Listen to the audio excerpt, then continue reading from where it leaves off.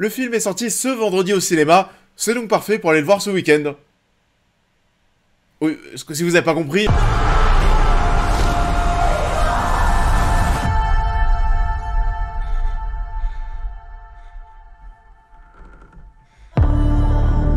Bonjour à tous, et j'espère que vous allez bien. On se retrouve aujourd'hui pour parler du film de et avec The Weeknd. Alors, même si j'avais pas forcément de très grosses attentes, j'avoue que j'étais quand même assez curieux de voir ce qui se cachait derrière tout ça. Est-ce que c'était pas une stratégie marketing pour promouvoir l'album, etc. Enfin voilà, je sais pas trop ce qu'allait donner ce film.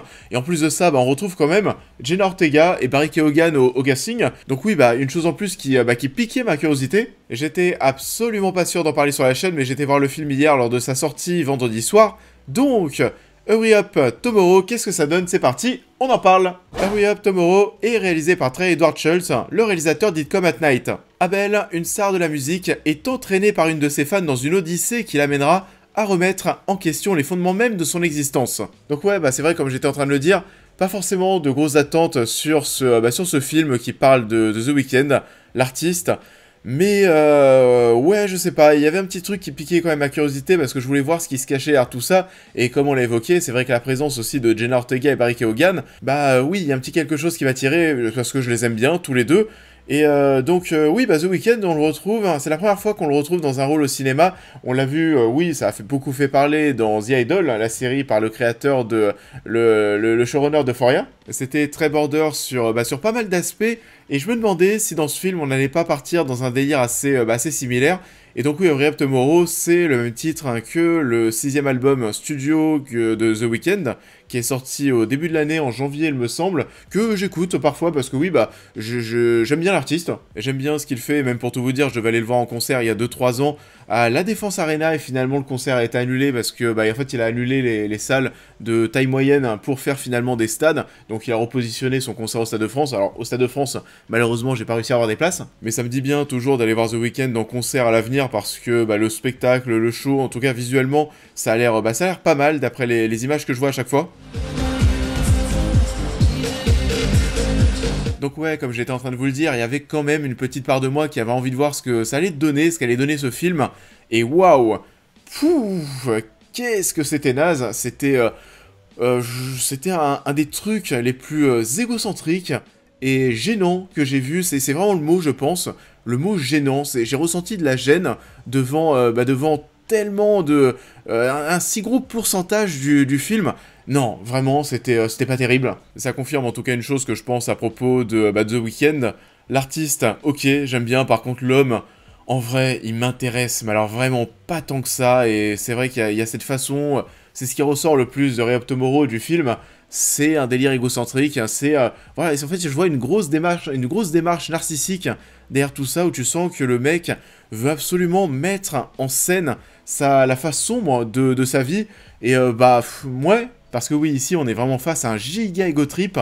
On n'est pas du tout devant un biopic musical. Vous savez, les biopics musicaux, on s'en tape tous les ans, j'allais dire par dizaines, il faut pas abuser, mais il y en a plein qui sortent tous les ans, ces films. On va nous raconter la vie d'un artiste ou d'un groupe de musique. Non, ici on n'est pas du tout devant un biopic musical. On est là face à un homme qui veut nous montrer quelque chose qu'on ne voit pas forcément, et qu'on n'a pas forcément envie de voir aussi en vrai, les coulisses du show business.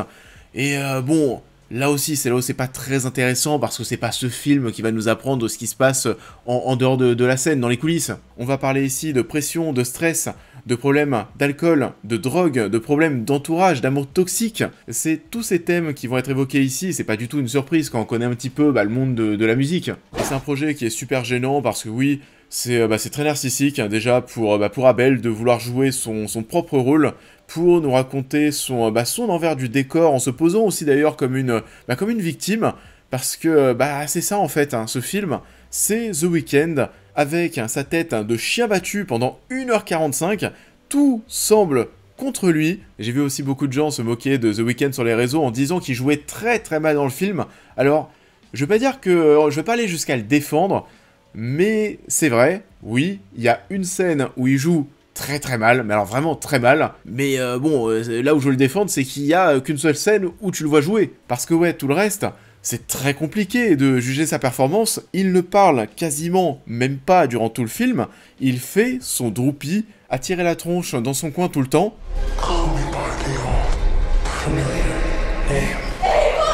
Et du coup aussi ce qui m'a gêné, c'est que, je sais pas vous, mais alors personnellement je suis quelqu'un d'assez pudique. Voilà, bon, je le dis, je suis pudique, et je vous confesse, mais j'ai beaucoup de mal à comprendre, et même parfois me retrouver dans ce monde aujourd'hui où les gens vont mal, et veulent absolument montrer qu'ils vont mal. Je vous jure, je compte même pas le nombre de stories que je vois chaque semaine sur Instagram où les gens veulent montrer qu'ils sont malades, veulent montrer qu'ils sont en dépression, etc., etc. Et du coup, oui, je fais un petit lien avec ce film, parce que, personnellement, oui, ça me gêne terriblement à chaque fois. Donc là, oui, un film d'1h45 pour nous dire que le bonhomme va mal en dehors des coulisses et en dehors de la scène, je vous laisse imaginer comment j'ai souffert. Je vois vraiment pas en quoi ça nous regarde. Après, je suis peut-être pas totalement la cible, parce que oui, c'est un long métrage qui va surtout être ciblé, qui va cibler les fans de The Weeknd. Mais même ça, en fait, je suis même pas sûr que ce soit une bonne chose que les fans puissent avoir un aperçu de la vie de l'homme en dehors de la scène. En tout cas, vu l'image qui est renvoyée. Enfin bon, là aussi, d'un point de vue personnel, c'est pas forcément ce type de personnalité que je pourrais idolâtrer. Et donc oui, on en a parlé, il y a énormément de moments qui sont malaisants, qui sont gênants. Même pas qu'avec The Weeknd, il y a une scène de danse avec Jenna Ortega qui fait vraiment peine à voir. Je sais même pas comment est-ce qu'elle a fini dans ce film, elle et Barry Keoghan. Ils auraient peut-être mieux fait d'aller bosser sur quelque chose de plus intéressant. Il y a des scènes qui deviennent vraiment too much. À la fin, même des effets de montage, en fait, c'est too much au niveau du scénario, du déroulé de l'histoire, de ce à quoi t'assistes, et même visuellement, à la fin, je sais pas, il y a un effet de montage, vous savez, où t'es sur le visage de The Weeknd, et en fait, t'as une surexposition de plans, t'as le visage aussi de Jenna Ortega, et du coup, on va passer du visage de The Weeknd à celui de Jenna Ortega, mais avec un effet chelou, un effet presque de morphing, et c'est pas très beau, c'est assez chelou à regarder, et mon dieu, ça aussi, c'est vrai que j'en ai pas encore parlé, mais qu'est-ce que c'était long. Alors, le film dure seulement 1h45, mais je vous jure que ce truc aurait pu durer 1h15. Il y a absolument rien, il y a très très peu de dialogue. Vous savez, on a voulu rendre un peu l'expérience, je sais pas, onirique, sensorielle. On a voulu aller dans cette direction la plupart du temps, et c'est pas intéressant là aussi, enfin c'est pas ça qui va t'agripper à ton siège. Je vous jure, quand le film s'est terminé, les gens couraient vers la sortie, les gens n'en pouvaient plus. Et c'est pas un long métrage non plus, on va se taper tout l'album. Alors oui, il y a ce petit côté film Spotify, on va enchaîner en fond, vous savez, les musiques de The Weeknd. Mais même ça, en vrai, ça reste assez osef. Pour moi, c'est pas forcément un film qui est là pour faire la promotion de l'album. Je pensais que ça allait peut-être être un peu plus ça, et ça pouvait potentiellement m'intéresser, parce que ça peut ouvrir, vous savez, des logiques et des stratégies de marketing, où les artistes, en plus de sortir un album, peuvent sortir un film, on va entendre les musiques, découvrir un peu les coulisses de l'album, ça sort au cinéma, et ça peut, faire la promotion des nouveaux sons qui viennent de sortir. Mais c'est pas du tout ça, c'est simplement The Weeknd qui a envie de raconter sa vie et ses dérives cheloues, qui avait envie de nous dire que les coulisses du monde de la musique, c'était pas très très sain, qu'il allait pas bien, que c'était à cause de son entourage, etc., etc. Et donc oui, voilà, c'est un long métrage qui est pas intéressant, et je sais même pas si ça va vraiment intéresser les fans de The Weeknd. En tout cas, je vous recommande absolument pas le projet. J'étais le voir encore une fois hier soir, donc le vendredi de la sortie du film. J'imagine bien que dans la salle, il y avait des fans, et oui, comme je le disais, les gens ont plutôt couru vers la sortie lorsque c'était terminé, et même durant le long métrage, ça ricanait, ça se moquait vis-à-vis des choses qu'on voyait à l'image. Encore une fois, c'était gênant. Donc, je vous invite désormais à me dire en commentaire ce que vous avez pensé de ce projet si vous avez été le voir. Je vous invite aussi à liker cette vidéo, à me suivre sur tous les réseaux, à vous abonner à la chaîne YouTube, à devenir membre soutien si vous souhaitez soutenir mon travail, et on devrait se retrouver dès demain pour parler du nouveau Mission Impossible.